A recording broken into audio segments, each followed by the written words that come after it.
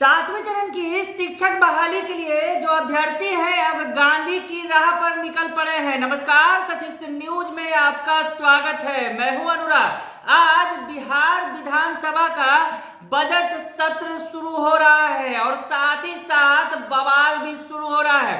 दरअसल सातवें चरण की शिक्षक बहाली की जो मांग अब तेज हो रही है। दरअसल पिछले दिनों ये वादा किया गया था सरकार की तरफ से शिक्षा मंत्री प्रोफेसर चंद्रशेखर की तरफ से कि कैबिनेट में अब इस पर मुहर लग जाएगी।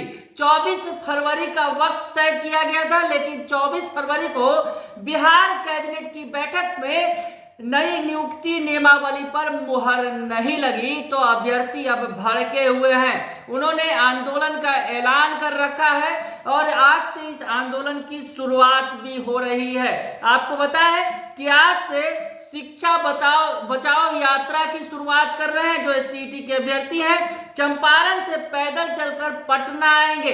एसटीईटी के अभ्यर्थी जो लगातार सातवें चरण की शिक्षक बहाली की मांग कर रहे हैं, आज से वो चंपारण से शिक्षा बचाओ यात्रा की शुरुआत करने जा रहे हैं। आपको बताएं कि ये जो यात्रा चंपारण से शुरू होगी और पटना राजभवन आकर खत्म होगी। अभ्यर्थी आज से इसकी पैदल शुरुआत करेंगे। आपको बताएं कि जो एसटीईटी अभ्यर्थी संघ है जो 2019 का, वो मांग लगातार कर रहा है कि सातवें चरण की शिक्षक बहाली की जाए। शिक्षा स्कूलों में जो शिक्षक के पद खाली पड़े हैं, लाखों पद है, सरकार दावा कर रही है बार बार, लेकिन बहाली नहीं हो पा रही है। तो अभिषेक झा जो है एसटीईटी अभ्यर्थी अभिषेक कुमार झा ने इस मसले पर कहा है कि शिक्षा बचाओ यात्रा का उद्देश्य बिहार में सरकारी विद्यालयों का जो ध्वस्त शिक्षा मॉडल है उसको ठीक करना है। हम लोग बिहार जो ध्वस्त शिक्षा मॉडल सरकार किए हुए हैं सरकारी विद्यालयों में, उसी को ठीक करने के लिए एसटीईटी 19 मेरिट शिक्षक अभ्यर्थी शिक्षा बचाओ पदयात्रा पर निकल चुके हैं। हम यहाँ से प्रेस कॉन्फ्रेंस होने के बाद निकलेंगे, 3 बजे के बाद हम लोग निकलेंगे चंपारण की धरती, जहाँ बापू की धरती है, वहाँ से हम लोग पहुँचेंगे रात में और कल 10 बजे से हम लोग का पदयात्रा प्रारंभ होगा। पैदल हम लोग 200 किलोमीटर लगभग है, राजभवन पटना आएंगे और बिहार के आवाम जनता से बात करेंगे और सभा करेंगे। बताएंगे कि सब लोग के राजनीति पॉलिटिक्स में आप रैली में जाते हैं, आपका बेटा भतीजा नाती पोता बेटी का शिक्षा कैसे हो रहा है, इस पे बात कीजिए। सब लोग हमको समर्थन दे रहे हैं, कह रहे हैं कि सबसे बड़ा काम आप लोग कर रहे हैं एक शिक्षक अभ्यर्थी होके, क्योंकि शिक्षा पर कोई नहीं बात करता है, सब पार्टी पॉलिटिक्स पे बात करता है। इसलिए हम लोग गरीब दलित बुजुर्गों मुसलमानों और उच्च वर्ग के गरीब के बच्चे कहाँ पढ़ते हैं मैडम? सरकारी स्कूल में, और सरकारी स्कूल में एक भी शिक्षक नहीं है माध्यमिक और उच्च माध्यमिक स्कूल में, तो कैसे डिग्री बांटी जा रही है सरकार? ये बताए। इसी को हम पोल खोलने के लिए शिक्षा बचाओ पदयात्रा का यहाँ से बापू से आशीर्वाद लेने आए कि बापू हमको शक्ति दीजिए। जिस तरीके से आपने अंग्रेज को हिला दिया था, उसी तरीके से हम लोग इस सरकार को झुकाएंगे, अपनी बात मनवाएंगे कि हम लोग आतंकवादी नहीं हैं, हम लोग शिक्षक अभ्यर्थी हैं। शिक्षा बचाओ पदयात्रा पर निकले हैं और शिक्षा का राग निकालने आए हैं। जो बिहार में ध्वस्त शिक्षा मॉडल है उसको ठीक करने का है। सेंसस उठा के देख लीजिए, इंडिया में सबसे नीचे लेवल पे लिटरेसी रेट है। सोच लीजिए, सरकार इस पे बात नहीं कर रही है, रैली में बात कर रही है। हमारे शिक्षक अभ्यर्थी रैली में जाते हैं कि नियमावली दीजिए, तो सरकार उस पर तंज कस रही है कि आपको दिमाग वाश कर दिया। अरे शिक्षक अभ्यर्थी को कौन दिमाग ब्रेन वाश करेगा? शिक्षक अभ्यर्थी राष्ट्र का निर्माण करता है और खुद पढ़ाता है, उसको कौन पढ़ाएगा? मुख्यमंत्री हो, कैसी बात शोभा नहीं देती है। इसलिए मुख्यमंत्री जी से आग्रह है कि शिक्षा बचाओ पदयात्रा में आप भी शरीक होइए और शिक्षा बचाओ पदयात्रा को सफल बनाइए और हमारे सरकारी स्कूल का जो बद से बदतर स्थिति है उसको ठीक कीजिए, क्योंकि शिक्षा ही जो है सब चीज़ को आगे बढ़ाएगा।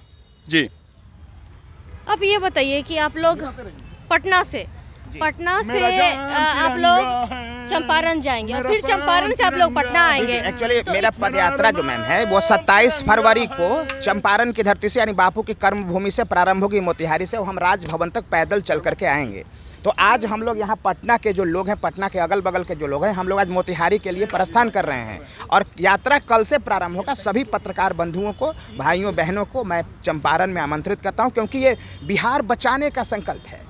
ये बिहार बचाने की लड़ाई है, शिक्षा बचाने की लड़ाई है। जब तक आप गरीब, दलित, पिछड़ा, वंचित, मुसलमान और उच्च जाति के गरीब के बच्चों को नहीं पढ़ाएंगे, कैसे बढ़ाएंगे? उससे कौन सा मैकेनिज्म है जिसके आधार पर आप गरीब का बेटा को बढ़ा देंगे? बताइए ना।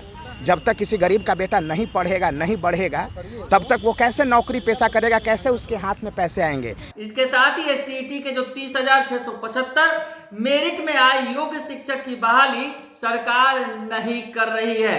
वही अयोग्य शिक्षकों के लिए नियमावली भी आ रही है, इसके लिए भी विरोध किया जाएगा। तो विरोध के कई कारण बता रहे हैं जो एसटीईटी के अभ्यर्थी हैं। आपको बताएं कि जो अभिषेक झा हैं लगातार लीड कर रहे हैं इस आंदोलन को।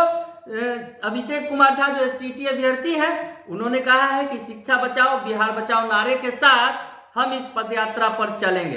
बड़े बड़े जो नेता होते हैं उनके बच्चे बाहर जाकर विदेशों में पढ़ते हैं, जबकि बिहार के गरीब, दलित, मध्यवर्गीय लोगों के बच्चे सरकारी स्कूलों में पढ़ते हैं। बिहार सरकार को सरकारी विद्यालयों की चिंता नहीं है, तो नौकरी की मांग लगातार कर रहे हैं। आज बिहार विधानमंडल का जो बजट सत्र शुरू हो रहा है, हंगामेदार होना है, क्योंकि अभ्यर्थियों ने ऐलान कर दिया है कि सरकार को पूरी तरह से घेर लेंगे इस मसले पर, 7वें चरण की शिक्षक बहाली को लेकर।